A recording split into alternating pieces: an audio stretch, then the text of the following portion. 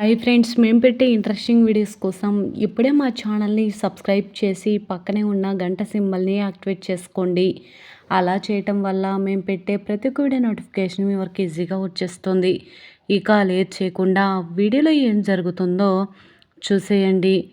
ఇకపోతే శౌర్య రామలక్ష్మిని పెళ్లి చేసుకుంటానని చెప్పి రఘురాం దగ్గరికి వెళ్ళి అడిగిన సంగతి మనందరికీ తెలిసిందే. రఘురాం మాత్రం ఆ అవకాశం నీకు లేదు బాబు, నీ అంత మంచివాడిని మేము కోల్పోతున్నామనే అనుకోవాలి. ఎందుకు అంటే మా రామలక్ష్మికి పెళ్ళి ఖాయం అయిపోయింది. ఒకవేళ పెళ్ళి ఖాయం అవ్వకుండా ఉన్నట్లయితే నిన్నే రామలక్ష్మికిచ్చి పెళ్లి చేసి మా ఇంటి అల్లుడిగా తీసుకొచ్చుకునే వాళ్ళం బాబు. కానీ ఇప్పుడు ఆ అవకాశం లేకుండా పోయింది. ఏమీ అనుకోవద్దు అని చెప్పి రఘురాం అక్కడి నుంచి వెళ్ళిపోవడం. ఇకపోతే ఇంటికి వెళ్ళిన తర్వాత శౌర్య రామలక్ష్మికి ఫోన్ చేసి మాట్లాడుతూ ఉంటాడు. రామలక్ష్మి, అసలు నువ్వు నన్ను ప్రేమిస్తున్నావా లేదా ఒకటి చెప్పు అనగానే, నిజం సార్, నేను చెప్పేది నిజం, నాకు పెళ్ళి ఖాయమైపోయింది సార్, నేను చెప్తుంటే మీరు నమ్మలేదు కదా అని అంటూ ఉంటే, అవును నమ్మలేదు, కానీ ఈరోజు మీ నాన్న దగ్గరికి వెళ్ళి నిజం చెప్పేశాను. ఆయనే నీకు పెళ్ళి ఖాయమైందని చెప్పారు. నా గుండె ఆగిపోయినంత పనయింది రామలక్ష్మి అని చెప్పి ఈ విధంగా శౌర్య అంటూ ఉంటే, రామలక్ష్మి మాట్లాడుతున్న సమయంలోనే రఘురాం, శివరాం ఇద్దరు కూడా ఇంటికి వస్తారు ఆవేశంగా. రామలక్ష్మి ఎక్కడ అని జానకిని అడగటంతో లోపలే ఉందండి అని చెప్పి జానకి అంటూ ఉంటుంది. ఏమైందండి, ఎందుకు అంత కంగారుగా ఉన్నారు, శివయ్య ఏమైంది అని అడుగుతూ ఉంటే, రఘురాం అలాగే శివరాం ఇద్దరు కూడా రామలక్ష్మి దగ్గరికి వెళ్ళి రామలక్ష్మి అని పిలవగానే తన దగ్గర ఉన్న ఫోన్ని తీసి వెంటనే సోఫా కింద పెట్టేసి, ఏంటి నాన్న అని కంగారుగా వెళ్ళి అడుగుతూ ఉంటుంది. మీ కోచ్ సార్ ఈరోజు వచ్చి షాపు దగ్గర నన్ను కలిసి ఆయన నిన్ను ప్రేమిస్తున్నారని చెప్పారు. ఆయనే నిన్ను ప్రేమిస్తున్నారా లేదా నువ్వు కూడా ఆయన్ని ప్రేమిస్తున్నావా అని తెలుసుకుందామని అడుగుతున్నాను రామా అని చెప్పగానే రామలక్ష్మి ఇలా అంటూ ఉంటుంది. నేను ఎవరిని ప్రేమించట్లేదు నాన్న, మీరు చూసిన సంబంధమే పెళ్లి చేసుకుంటాను నాన్న అని చెప్పి రామలక్ష్మి అంటూ ఉంటే ఆద్య వచ్చి ఈ విధంగా అంటూ ఉంటుంది. లేదు పెద్దనాన్న, రామలక్ష్మి మనసులో ప్రశాంత్ లేడు.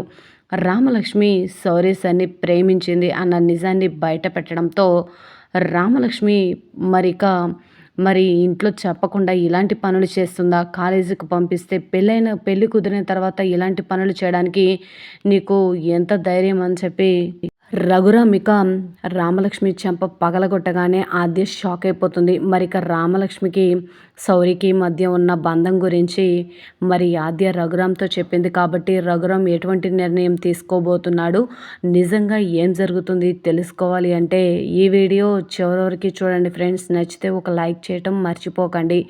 ఇక లేట్ చేయకుండా వీడియోలో ఏం జరుగుతుందో చూసేయండి. శౌర్య ఇంటికి వెళ్ళిన తర్వాత రామలక్ష్మి గురించి ఆలోచిస్తూ ఉంటాడు. రామలక్ష్మికి పెళ్ళి నిన్న మొన్న కుదిరింది కాదు. రామలక్ష్మికి కాలేజీలో చేరకముందే పెళ్లి సంబంధం కుదిరిందని రఘురాం గారు చెప్తున్నారు. రామలక్ష్మి మరి ఆ నిజాన్ని నా దగ్గర దాచి నన్ను ఎందుకు ప్రేమించింది, తనని ఎందుకు ప్రేమించేలా చేసుకుంది, అసలు రామలక్ష్మి ఇలా ఎందుకు చేసింది, ముందే తనకి పెళ్ళి కుదిరిందన్న నిజాన్ని నా దగ్గర దాచిపెట్టి నన్ను మోసం చేసింది అని చెప్పి శౌర్య బాధపడుతూ ఉంటాడు.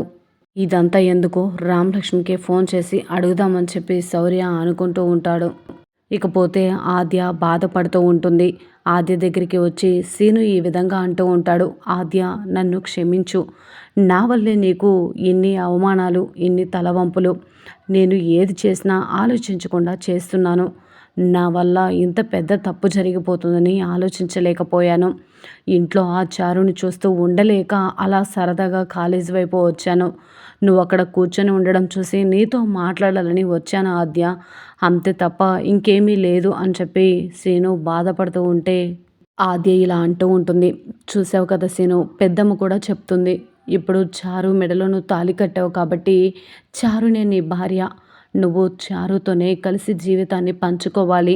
అంతేకానీ నేనిప్పుడు పరాయిదాన్ని అయిపోయాను అని అంటూ ఉంటే, అయ్యో ఆద్య, అత్తయ్యకి నీకు ఎన్నిసార్లు చెప్పినా అర్థం కావట్లేదా? నేను ఏరి కోరి చేసుకున్న పెళ్ళి కాదు కదా! అలాంటప్పుడు చారుతో సంతోషంగా జీవితాన్ని ఎలా పంచుకోగలను ఆద్య అని చెప్పి అంటూ ఉంటే, పంచుకోవాల్సిను తప్పదు. నన్ను మర్చిపోయి నువ్వు ఇక చారుతో బ్రతకవలసిన టైం వచ్చేసింది. నేను ఇవాళ కాకపోతే రేపైనా డ్యాడీ వచ్చేసాక అమెరికాకు వెళ్ళిపోతాను. అప్పుడైనా నువ్వు నన్ను మర్చిపోక తప్పదు కదా శ్రీను అని చెప్పి అంటూ ఉంటే, సరే ఆద్య, ఒక్క మాట అడుగుతాను, నిజం చెప్తావా అని చెప్పి శ్రీను అంటూ ఉంటే, ఏంటి సీను అడుగు అనగానే, నేను ఇక్కడ చారుతో సంతోషంగా ఉండాలని నువ్వు కోరుకుంటున్నావు. నేను చారుతో సంతోషంగా ఉంటే అది చూసి నువ్వు తట్టుకోగలవా? నువ్వు అమెరికాకు వెళ్ళిన తర్వాత నన్ను మర్చిపోయి నీ జీవితంలోనికి వేరొకరిని ఆహ్వానించగలవా అని అంటూ ఉంటే, అది ఎప్పటికీ జరగదు. ప్రేమించింది ఒకరినే, జీవితం పంచుకోవాలనుకుంది ఒకరితోనే. కానీ ఆ జీవితాన్ని పంచుకోలేని దురదృష్టవంతురాలని ఇంకొకరిని ప్రేమించి నా మనసులో స్థానాన్ని కల్పించే అంత ఇది నాకు లేదు శ్రీను అని చెప్పి అంటూ ఉంటే, నువ్వు మాత్రం నా కోసం ఎదురు చూస్తూనే ఉంటావు. నేను మాత్రం వేరొక అమ్మాయితో కలిసి సంతోషంగా జీవితాంతం కలిసి కాపురం చేసుకుంటూ పిల్లల్ని కంటూ ఇక్కడ బాధ్యతలు నెరవేర్చమంటావు. అంతే కదా ఆద్య, ఎప్పటికీ అది జరగదు. చారుని నేను భారీగా నా కంఠంలో ప్రాణం ఉండగా ఒప్పుకోను. ఎవరు ఏం చేసినా సరే, ఎన్ని చెప్పినా సరే అని చెప్పి శ్రీను అక్కడి నుంచి వెళ్ళిపోతూ ఉంటే, శ్రీను శ్రీను అని చెప్పి పిలుస్తూ ఉంటుంది ఆద్య. ఆద్యని కూడా పట్టించుకోకుండా శ్రీను వెళ్ళిపోతాడు. ఇకపోతే షాప్ దగ్గర జరిగిన దాని గురించి ఎలాగైనా రామలక్ష్మి మనసులో శౌర్య ఉన్నాడా లేదా అని తెలుసుకోవాలని ఆవేశంగా రఘురాం, శివరాం ఇద్దరు కూడా ఇంటికి బయలుదేరి వస్తూ ఉంటారు. అప్పుడే శౌర్య రామలక్ష్మికి ఫోన్ చేస్తాడు. చెప్పండి సార్ అనగానే, రామలక్ష్మి, నీకు పెళ్ళి కుదిరిందా అనగానే, అవును సార్ చెప్పాను కదా, నాకు పెళ్ళి సంబంధం ఖాయమైపోయింది సార్ అని చెప్పి అంటూ ఉంటే, మరి నాకు ఈ విషయాన్ని ఎందుకు చెప్పలేదు? ఈరోజు మీ నాన్న దగ్గరికి వెళ్తే నిజం తెలిసింది అనగానే, ఇంతకు నాకు కావాల్సింది ఒక్కటే రామలక్ష్మి, అసలు నీ మనసులో నాకు స్థానం ఉందా లేదా? నువ్వు నన్ను ప్రేమిస్తున్నావా లేదా? నిజం చెప్పు అనే లోపు రఘురామ్ అలాగే శివరాం ఇద్దరు కూడా వచ్చేస్తూ ఉంటారు. రామలక్ష్మి ఎక్కడ జానకి అనగానే, తను లోపల గదిలో ఉందండి అని చెప్పి అంటూ ఉంటే, వెంటనే ఆవేశంగా వెళ్తూ ఉన్న శివరాంని ఆపి, ఏమైంది శివయ్య అని చెప్పి జానకి అడుగుతూ ఉంటుంది. రండి వదిన అని చెప్పి జానకి అలాగే శివరాం, రఘురాం అందరూ కూడా రామలక్ష్మి గది దగ్గరికి వెళ్తారు. రామలక్ష్మి అని పిలవగానే వెంటనే ఫోన్ తీసుకెళ్ళి సోఫా దగ్గర పెట్టేస్తుంది, ఫోన్ కట్ చేయకుండా. ఇక ఈ మాటలన్నీ కూడా శౌర్య వింటూ ఉంటాడు. వెంటనే కోచ్ సార్ వచ్చి నన్ను కలిశారు. నిన్ను ప్రేమిస్తున్నానని చెప్పారు. ఆయన మాత్రమే నిన్ను ప్రేమిస్తున్నారా, లేదా నువ్వు కూడా ఆయన ప్రేమిస్తున్నావా అనగానే, లేదు నాన్న, నేను ఎవరిని ప్రేమించట్లేదు. మీరు ప్రేమించి పెళ్లి చేసుకునే అంత ఇది నాకు లేదు నాన్న. నేను శౌర్య సార్ని ప్రేమించట్లేదు.